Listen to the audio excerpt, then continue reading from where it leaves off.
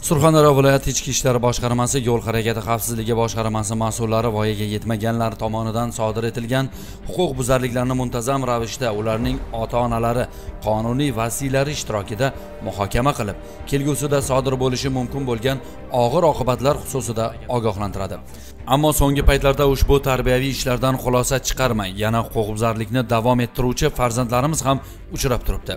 Joriy yilning mart oyida bir guruh o'quvchilarni ijaraga olingan avtomashinalarni boshqarib, yo'llarda xavfli harakatlar sodir etgan holati yo'l harakati xavfsizligi xodimlari tomonidan aniqlanib, ularning qilmishi o'zlari ta'lim oluvchi Termiz shahridagi 1-sonli maktabda muhokama qilinib, ota-onalari va ijaraga avtoulov beruvchi shaxslarga qat'iy choralar ko'rilgan edi.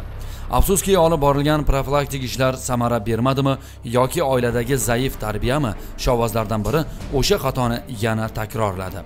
Bu safar ijaraga olingan Cobalt avtomashinasini rulini shu maktabning 10-sinfida o'quvchi qiz bola o'rtog'iga topshirgan. Maktab borib kelay deganim uchun. Keyin 15 minutdan keyin telefon qildim, 10-maktabda oldaman, hozir boraman aka dedi. O'zini vaqtida emas, aka mashinangizni avariya qildim dedi aeroport yo'liga. Men aeroport yo'liga borgan paytim pulda elbek emasligini bildim. Oldidagi qizga berib, avtoavariya sodir etgan ekan. Na qiz uydagilar, na bolani uydagilar menga zarar qoplab berayotgani yo'q.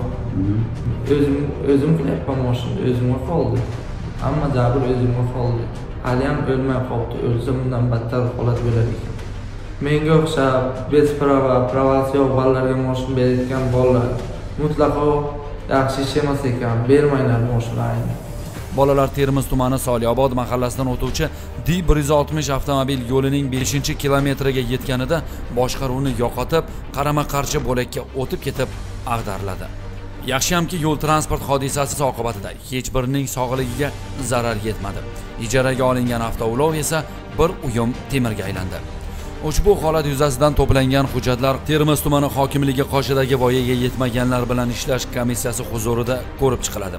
Hurmatli ota-onalar, farzandlaringizni tarbiyasiga e'tiborni oshiring. Kelgusida bu kabi salbiy va uyatli holatlar bilan emas, balki ilm-fan ravnaqi, vatan himoyasi yoki sportda o'zining mahoratini ko'rsatish orqali tanilishida ko'makchi bo'ling.